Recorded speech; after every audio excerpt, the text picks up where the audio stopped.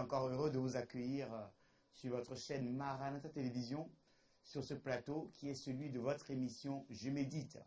Je médite, une émission quotidienne où nous partageons la parole de Dieu qui nous fait beaucoup de bien au sein de la communauté et partout où vous êtes. Aujourd'hui, nous allons méditer la parole de Dieu, la suite du texte qui nous est proposé dans le livre de 1 Corinthiens, la suite du chapitre 6, des versets 9 au verset 12. Prions le Seigneur. Père éternel, à qui d'autre ayons-nous?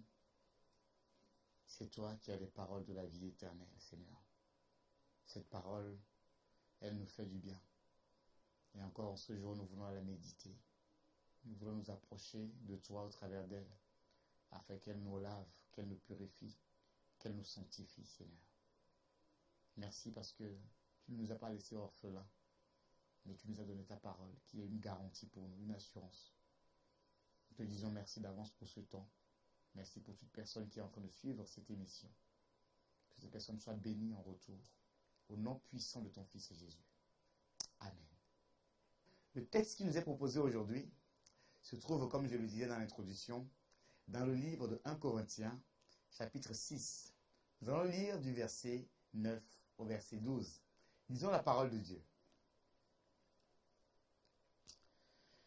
Ne savez-vous pas que les injustes n'hériteront pas le royaume de Dieu? Ne vous y trompez pas.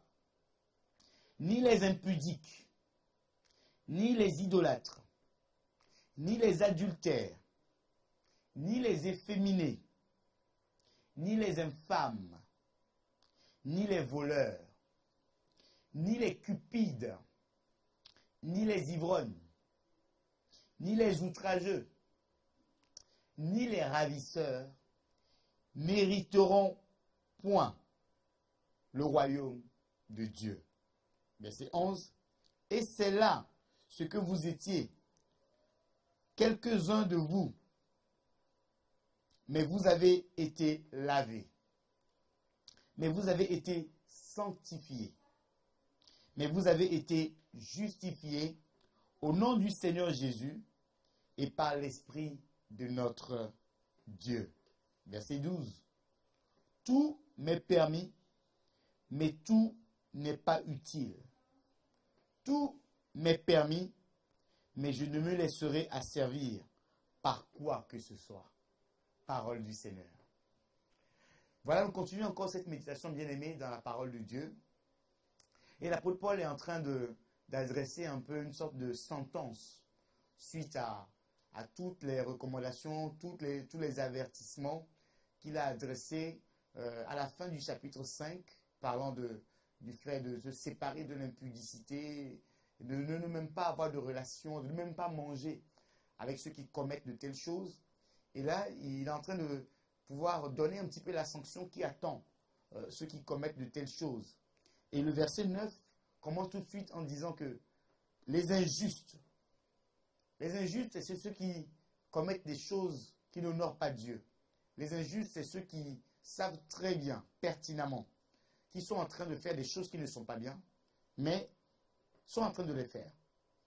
Ils savent très bien que le comportement qu'ils ont envers le frère, envers leur sœur, envers leur responsable spirituel, envers leur pasteur, ils savent très bien que ce sont des comportements équivoques, blessants. Mais ils continuent de pouvoir faire ces choses. Ils ne s'excusent même pas. Ils ne reconnaissent même pas leur tort quand on leur présente qu'ils ont tort. Donc il s'agit là d'une forme d'injustice spirituelle qu'ils sont en train de commettre. L'apôtre Paul dit la sentence pour ces personnes, c'est qu'ils n'hériteront point le royaume de Dieu.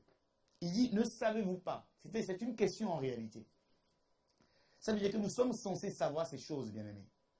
Nous tous, nous étions injustes, nous étions voleurs, nous étions impudiques, nous étions mensongers, nous étions ravisseurs, nous étions infâmes, nous étions toutes ces choses. Mais le Seigneur nous a rappelés à lui. Ce n'est pas une raison de retourner à ces choses. Souvenons-nous de là où le Seigneur nous a appris. Il nous a lavés, mais il nous a sanctifiés. Il nous a également justifiés. Bien-aimés, ne soyons pas comme le porc ou le chien qui va se vautrer encore dans le bourbier. Alors qu'il a été retiré de ces choses, il a été lavé.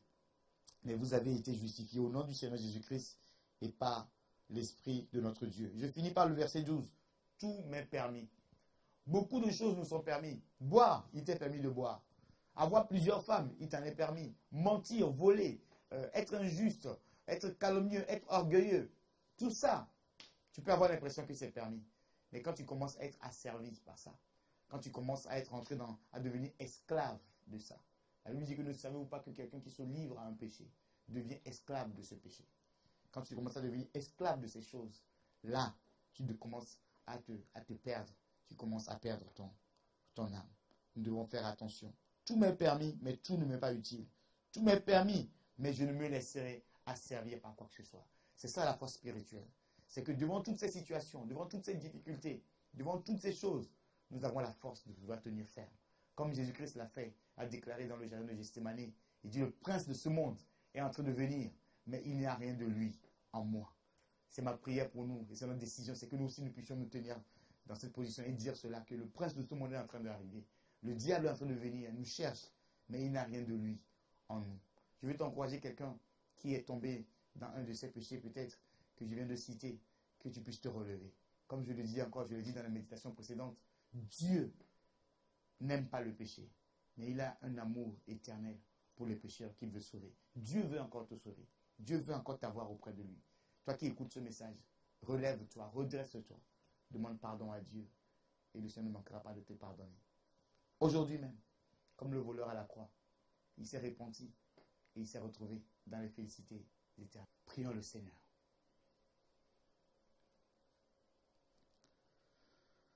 Seigneur notre Père et notre Dieu, tu es un Père pour nous, dont l'amour est infini. Et à chaque fois que tu nous adresses ta parole, c'est pour nous ramener à toi. Parce que tu ne veux pas la mort du méchant. Tu ne veux pas que l'efféminé se perde. Tu ne veux pas que l'impudique se perde dans son impudicité. Tu ne veux pas que le voleur se perde dans son vol et dans sa méchanceté.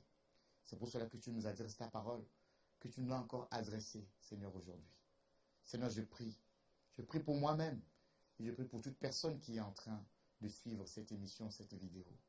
Là où nous étions sous les bancs des condamnés, les bancs des accusés, à l'égard de cette parole, Seigneur.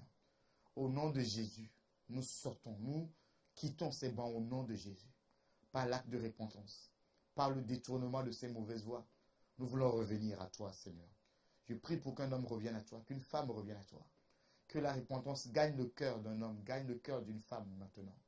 Que mon frère qui était dans ces liens, qui commençait à devenir esclave de ces liens, Seigneur, que ces liens soient coupés et que mon frère sorte de ces liens au nom puissant de Jésus. Je refuse maintenant, ô Dieu, que la condamnation, la culpabilité puisse atteindre tellement le cœur de mon frère au point qu'il ne puisse pas avoir le courage de demander pardon. Car lorsque nous revenons à toi, toi tu ne nous rejettes pas. Reçois l'honneur qui t'est dû, reçois la gloire qui te revienne, Père. Au nom puissant de ton Fils Jésus. Amen. Voilà, nous sommes déjà à la fin de notre émission. Je vous donne rendez-vous encore demain pour continuer cette méditation merveilleuse qui nous fait du bien. Je vous encourage à commenter. Je vous encourage à donner votre point de vue. Merci également de nous suivre sur notre chaîne Maranatha Télévision, sur la chaîne 142 de la box Orao Télécom. Je vous invite également à vous abonner sur notre chaîne YouTube de la communauté évangélique Maranatha. N'hésitez surtout pas à donner votre point de vue, parce que je le rappelle, nous n'avons pas le monopole de la méditation. Nous voulons partager cette parole et nous voulons chacun de nous être enrichis par l'expérience que nous avons. Soyez bénis et que le Seigneur vous garde. À très bientôt. Ciao.